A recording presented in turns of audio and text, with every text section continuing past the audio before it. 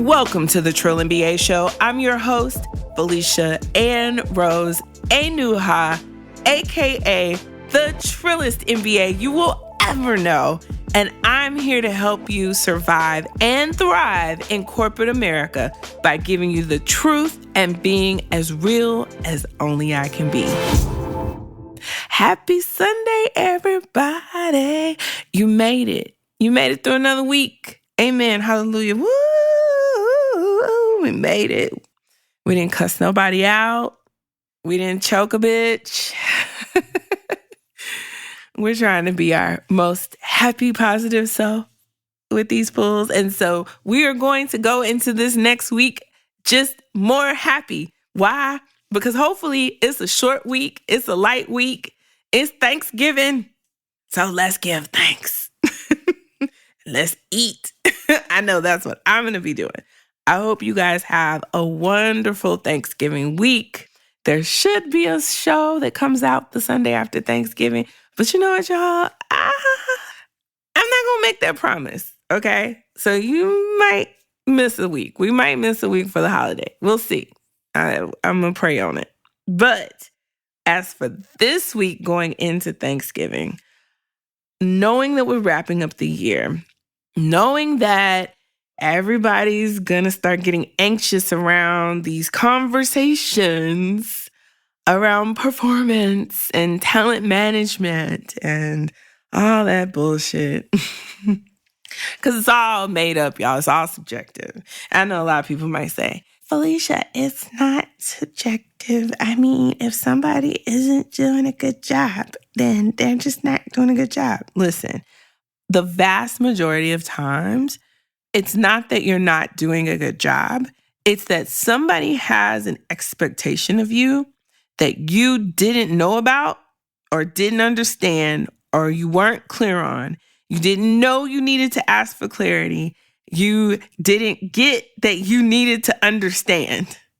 Some shit you just can't figure out. Some people can't read between the lines, which is why I do this show. And that's why today I'm going to talk through as quickly as I can, y'all. I'm going to try not to be long-winded on this, but there's a lot I'm trying to unpack. But I want you to understand that if you want to be promoted, if you looking at, I did all this great work, I want to be promoted, I should be promoted, you think you should be promoted, do not say, I want a promotion. That's what we're going to talk about today. Because when you say, I want a promotion, if something happens in the world, in the air of the building that you work in, and your boss, like the devil comes into her body, and it just all gets crazy. So I'm going to talk about why you don't say that and what you should do instead and how you really work on getting your promotion.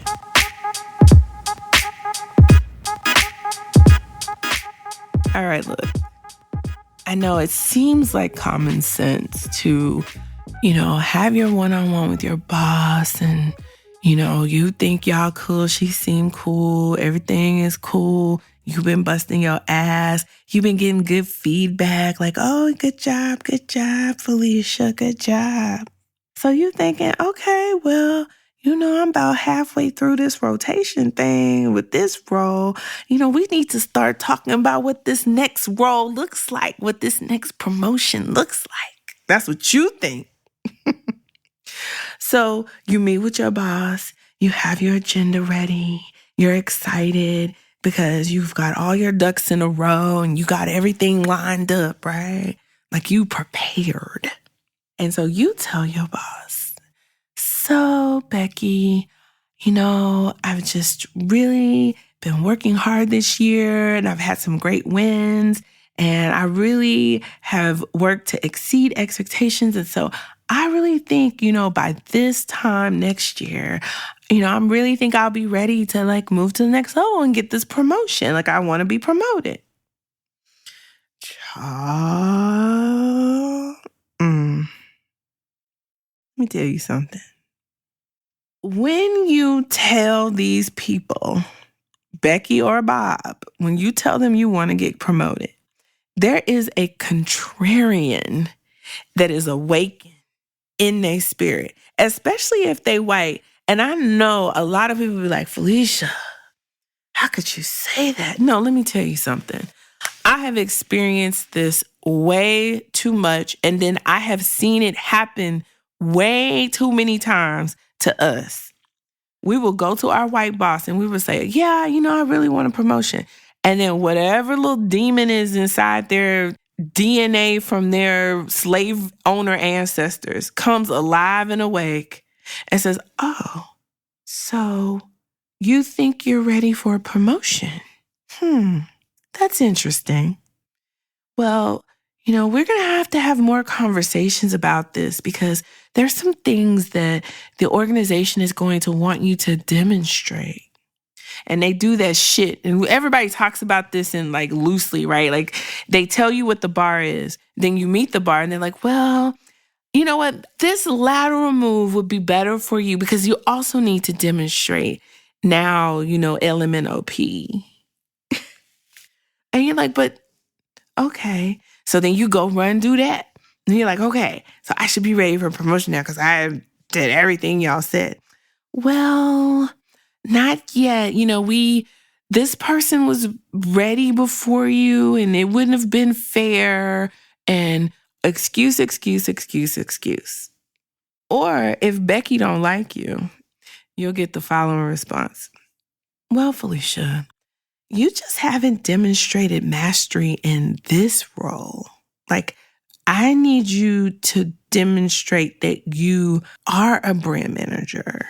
And we're not seeing you work at that level. Bitch, what? Oh, okay. Triggered. Okay. Bring it back, Felicia. Okay. Or you'll get all kinds of things in between. The point is, what you need to understand is stop saying the words, I want to get promoted, or I'm looking to get promoted, or can you help me get promoted? Like, just don't say the word promotion, promoted, promote, like, about yourself. Because these people are crazy, okay? We have established that, like, eons and episodes ago, right? It doesn't get you your promotion to say, I want my promotion, okay? Just facts. One thing saying you want to get a promotion does do, though, is let you know how much your manager don't like you. That will definitely come out quick if you tell your manager you want to be promoted. And also give them a time, even if it's like a year and a half from now. Say like, well, I've been in my role for a year, so like in 18 months, I think I'll be ready for promotion. Yeah, say that to that bitch and find out what happens. You're going to be sorely disappointed. How many of y'all been there? Say amen, hallelujah, Lord, really? Yes, really. This is how this goes down, okay? So the point is, your words are empty. It is truly about your actions that get you promoted. And when we come back from the break, I'm going to talk about some of these actions that you need to do in order to really get your next promotion. We'll be right back. Hey, you guys. So I am working on some ideas for new content for season 4 and possibly some new formatting of the show. So with that said, I want to know if you guys want me to share listener letters on the air. And if you do, and you have certain situations and you feel like, hey, I want everybody to know that this stuff happens because it happened to me, then hit me up at ask@trillandba.com and tell me your story. Tell me what you want me to share. Tell me if I can get into a little bit of the nitty-gritty. I'm not going to share company details unless It's all out there and you're a guest on the show. So we're not here to blast companies. What we are here to do with the listener letters is take your situation and help the next sister trying to make it through the same thing. So if you want to be of help, hit me up, ask@trillmba.com. Share your story with me. I will definitely be cognizant of we all need our checks. And hopefully we can all have some good learnings, right? Because everybody's experience is a little different, but there's so many things that are so similar that we really need to start telling our stories. So hit me up and let's get back to the show. All right. So listen, we're talking about getting promoted today. So you already know step one, don't tell your boss you want to get promoted. Don't even use those words. Don't approach her or him with that. Just don't, okay? The first step you need to do is a deep dive into how talent is managed at your company from a policy and procedure standpoint. What is the policy? What is the procedure? Okay, so my company has a policy and procedure. Where the hell do I find that? Right. I get it. So listen, every big company, every Fortune 500, probably every Fortune 1000, but any company that has some semblance of system and process. Now listen, all these companies are fucked up. Let's just be real, right? In some form or fashion, they are batshit crazy. It doesn't matter how shiny and good and how nice the branding is of the company on the outside. You can ask anybody at any of these companies and they will tell you, oh, girl, it's a shit show. They're all a bunch of shit shows. You got a whole bunch of human beings in a big old building just trying to figure it out. So this whole expectation of like a seamless, tight running ship, nah. But there are some commonalities that are at these companies. And one of those commonalities is having a process of how we evaluate talent. Now, there's two prongs to this, right? So the first one you need to understand is what's on paper, what's in the documentation of the company. And you can usually find this on the company intranet. I know, that place that you don't have time to fuck with because you're too busy doing your goddamn job. Right, that place. Yes, sis, it's time for you to carve out some time. Take a look at all those emails HR been sending you that you ignore because your boss ignores and everybody ignores it. And then at the last minute, at the end of the year, everybody's scrambling to get something in the system. You know, that same system that sends you that process that you have to do at the end of the year where you have to watch a video and agree not to steal from the company or do insider trading or whatever. Yeah, that place. Wherever all that stuff is, you know, that place that you go to input your objectives and you have to click submit, or the place where you go where you submit a plan for your career or let them know like, hey, I would like to be a senior director someday. You know, that place. In that place, you will find, and it will take a search, right? They don't give it all to you that easy. But you will find whatever documentation the company wants you to have about how the company manages talent. And you need to read it with a fine-tooth comb.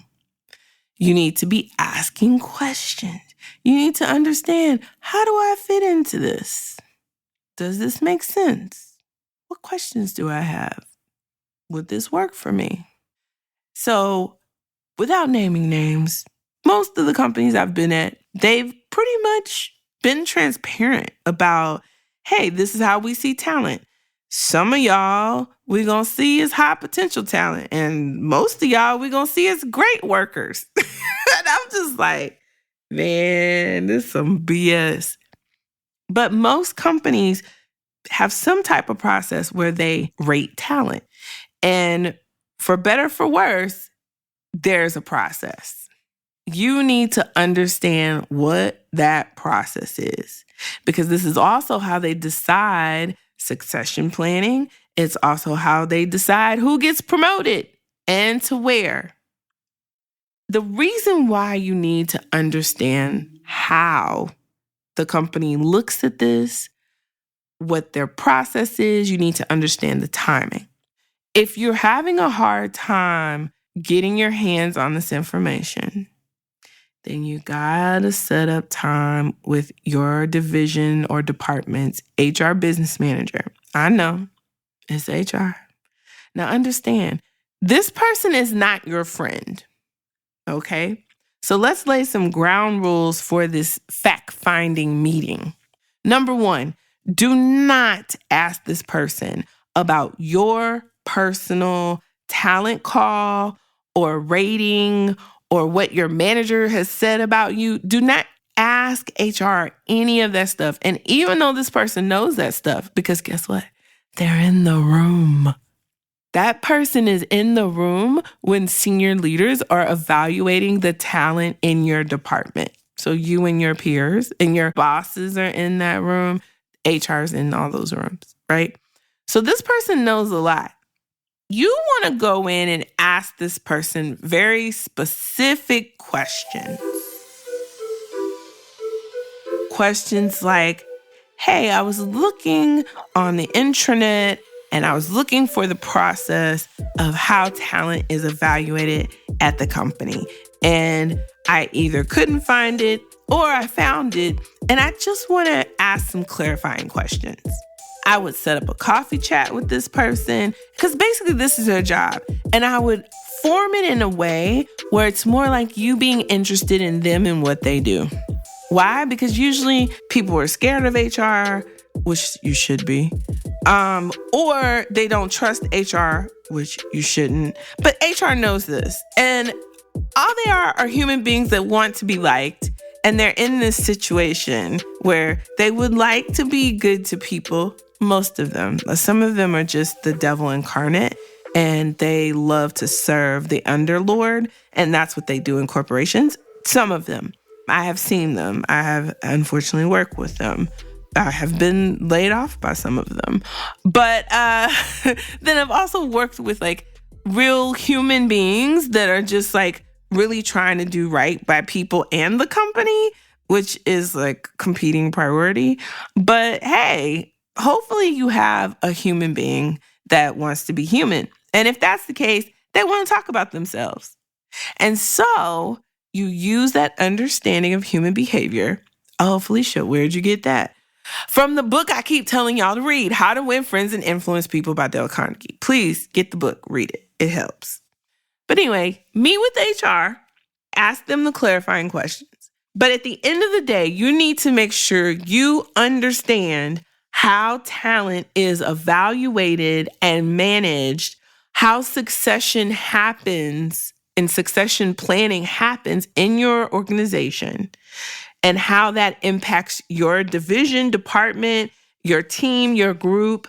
Your HR business partner can tell you all of that. And so you just ask them just in general. Tell them you're interested, like, and what's that like for you? You know, how do you play a role in that? I figure you have a lot of influence. Like, and then is there any way I could be helpful in that process? Like, what are things that I should be doing every quarter, every year to make sure that I'm facilitating this process and making it easier on you? Because I'm sure there are people who do not input the things that they need to input on time and when they need to input. And so the HR persons are running around like a chicken with their head cut off, trying to get people to do things that they know they're supposed to do, but are ignoring because, oh, they're so busy. So just make it a conversation. Get the information. That is what you need here. You need information.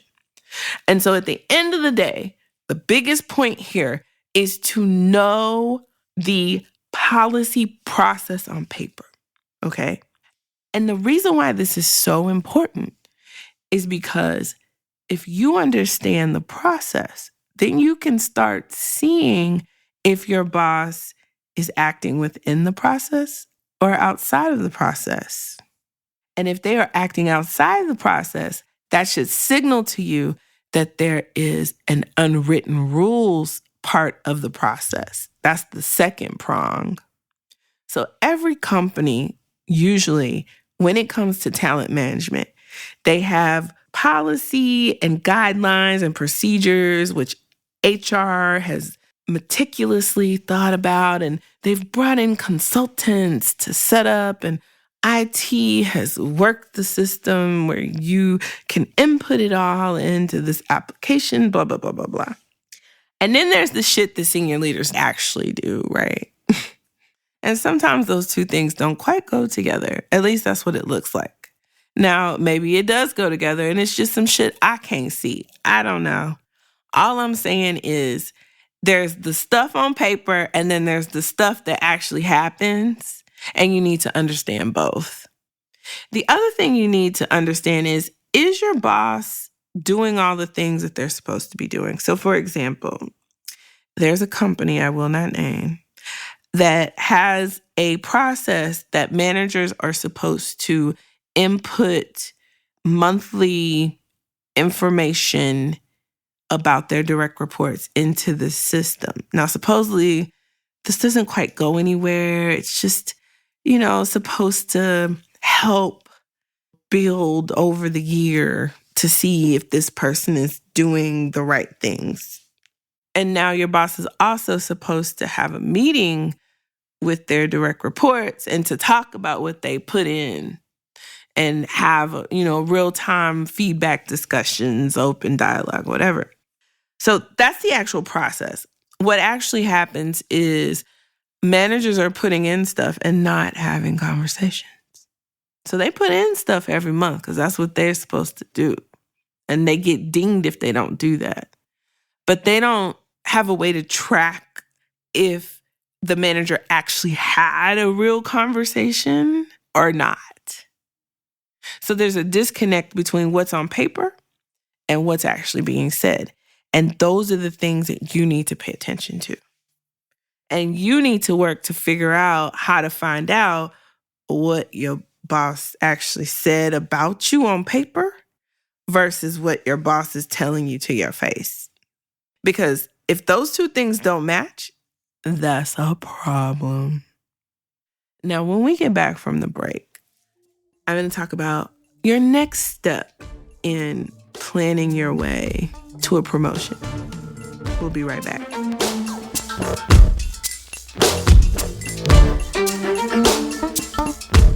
So it's currently 11:35 p.m.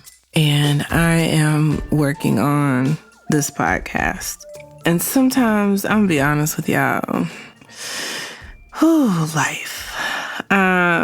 But then I go to the reviews and I see reviews like this one. Love this podcast by HR Bay. So see, y'all HR people, y'all be listening. HR Bay says, this podcast has changed my life and my perspective and my career. I thought I was the only person that was going through crazy stuff in corporate America. I've learned how to take my career back and not throw in the towel. Thanks, Trillin BA. Much love and respect to you. And so at 11:36, I am going to still be working on this podcast because I just remember when I felt the same, that I'm like, okay, one of us is crazy and I'm saying it's not me and y'all are saying it's me, and I be damned. Sis, you are not alone. So thank you for listening. Thank you guys for your support.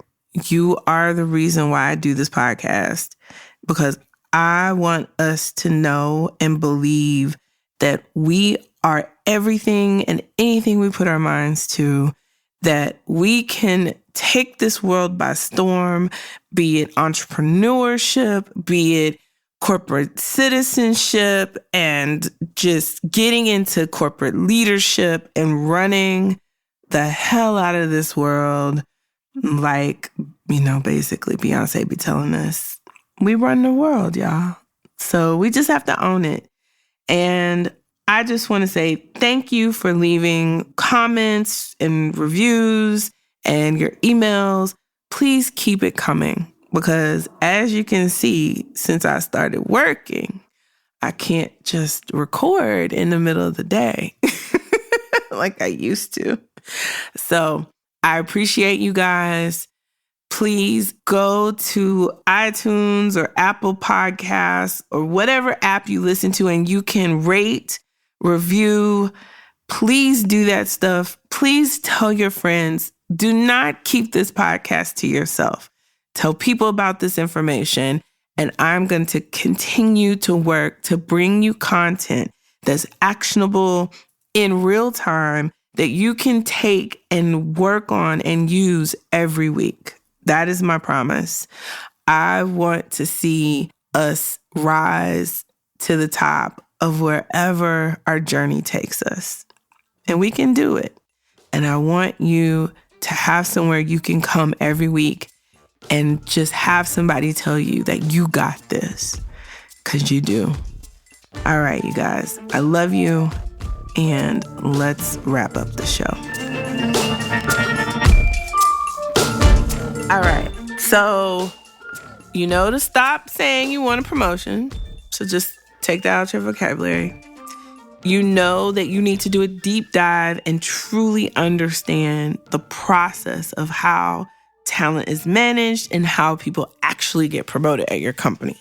So now what do you do with that information? You make a plan. Woohoo! Yes, action. Make a plan. So, all right, Felicia, make this fucking plan. When I got time to make this plan? You don't. You have to make time to make the plan. You have to carve it out. You have to work on it. All right. So now that you've done your research and you understand talent management process from a policy perspective, and you understand what your boss actually be doing and how leaders are actually acting, that there are unwritten rules to this, so you understand all that. So now what you need to focus on are two main things, and I talk about this all the time. You need to focus on, one, cultivating relationships. Point blank period. Number one, building relationships. And two, you need to focus on what your plan is to meet the requirements of getting promoted based on what's in the policy and on paper. So the two things you need to focus on. So let's talk about this first one, building relationships.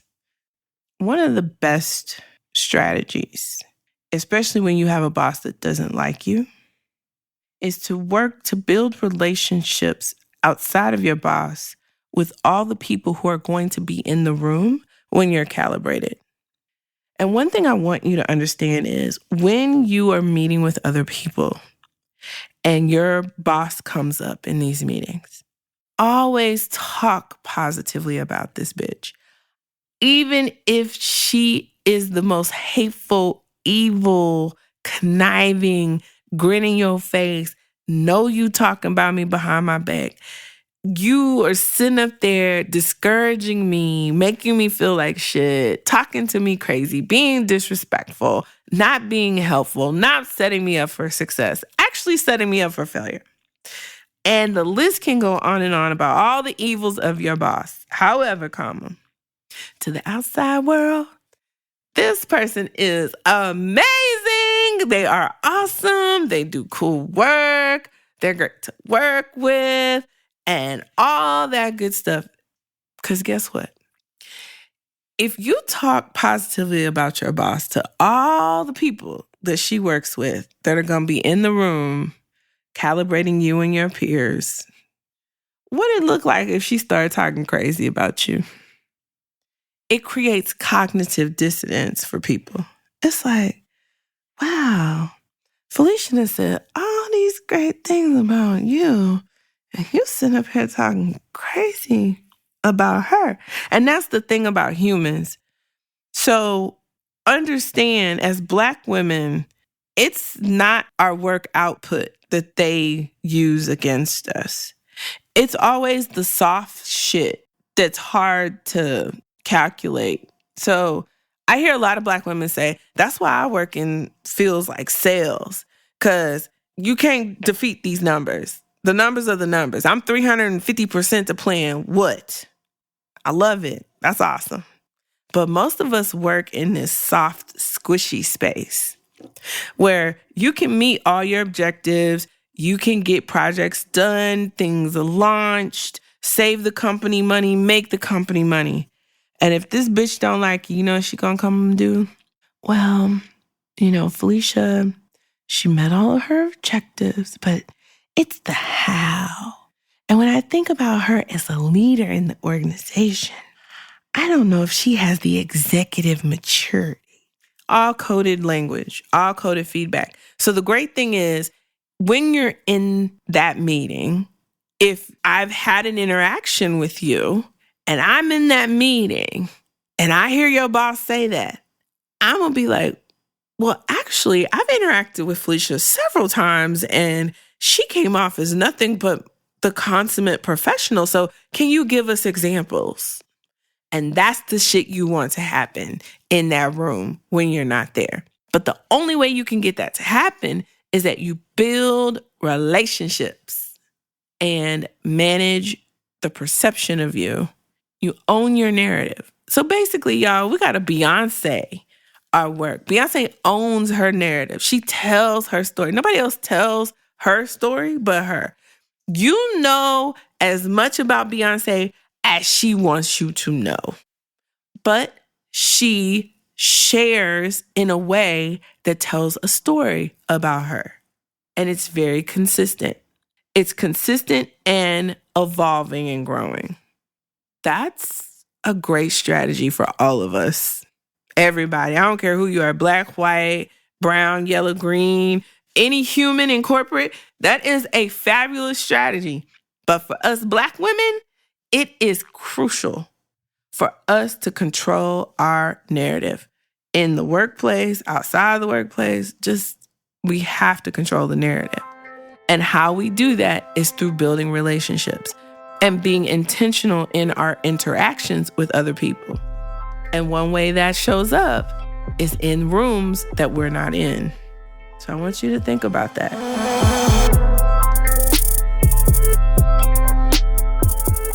So I know it's hard. We all have bad days. We all don't feel good. Hell, sometimes it's just gas. Like sometimes you literally gotta fart. And, some of us just make faces. And people will take that. If they don't know you, they will take that and they will run, be like, she got an attitude. I saw her and she had this stank face. And that's what people do. So that's why I always tell you, go into work as your happiest self as you can. And I know every day is not perfect, but if you focus and be intentional every day to say, okay, I'm going to go in here, I'm going to be happy as fuck every day. It's very hard for somebody to say something negative about you when people are not having negative interactions with you. Make sense?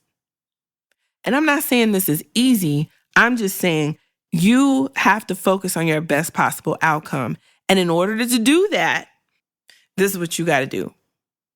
Be happy. The other thing I need you to do is be intentional about staying focused on meeting the milestones based on the policy. Okay? And so you just need to create a plan around that to make sure that your projects align to showing and demonstrating that you're ready for the next level, right? You want to show that you're playing above your weight.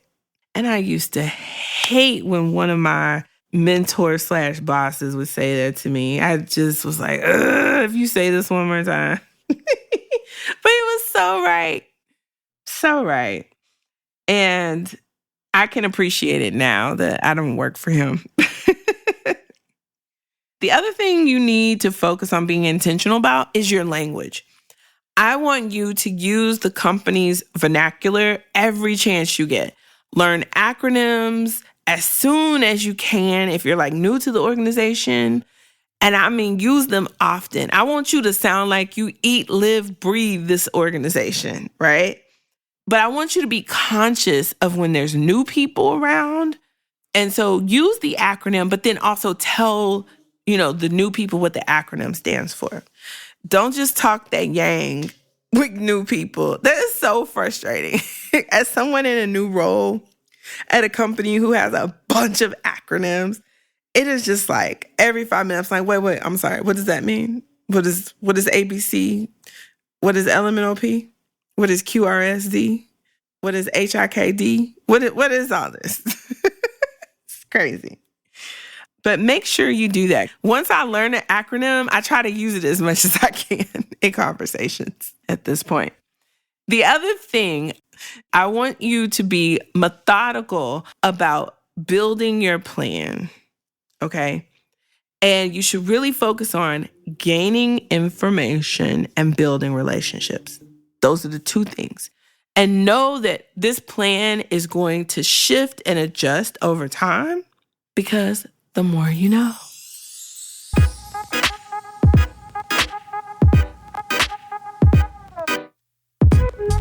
So, I hope this information has been helpful. If there's anything that was confusing, and it's hard because I can't use real examples. Like, I so want to use examples from my current job, but I can't because then I'd be telling everything. And I signed papers. So y'all, we got to separate church and state. I need to get these checks. But if there's anything that is confusing or doesn't make sense or you need some clarity on, hit me up at ask@trilliumba.com. I'm always happy to answer your questions. Y'all know I'm working now, so give me a couple days to get back to you. And sometimes it's not even that I'm slow getting back. It's really, I'm trying to be thoughtful about your reply. Like, I want to make sure I really answer your question. So if you don't hear from me a couple days, if it's more than a week, hit me back again because your email might have got lost. Unfortunately, I'm only human, you guys. Work with me. But as always, if you need some help or advice, go to trilliumba.com/coaching. You can schedule time with me. A 30-minute call to strategize is $40. It is well worth it. And I'm glad to use the time. But as my friends have said, time ain't free. Get your life. So I love all of you guys. Thank you so much for listening to the show. Again, if you need anything, just hit me up. ask@trilliumba.com. As we wind down the year, I'm going to have a little free time. So this will be the best time, at the end of December to really capture my attention. I will be starting a new class in Q1 when at work. I'll be giving out more details about that when the new season starts. I am refining my poor little students now. They've been my guinea pigs, but it has been amazing to see just in these few weeks the transformations that they're having at work and the traction they're getting on getting their next promotion. So I'm excited about that. I want you guys to always remember that you can do this, okay? I know it's not easy all the time. And we do get frustrated. We're human. But look, it's not saving lives. Like, you're not saving babies. Like, the vast majority of you guys are not saving babies. Unless you're, like, working at a hospital or you're a first responder. Like, if you selling gadgets or food or services or something, if you selling some stuff, you are not saving lives, okay? Like in real time. So let's have some perspective. All right, you guys. Until next week, possibly, have a happy Thanksgiving and keep it trill. The Trill MBA Show is a Fair World Corp LLC production. Executive produced by Felicia and Rose Inuha. Sound design and editing by Chris Mann with Podshaper. Theme music is Kick Push by Ryan Little. Keep it trill every day, y'all.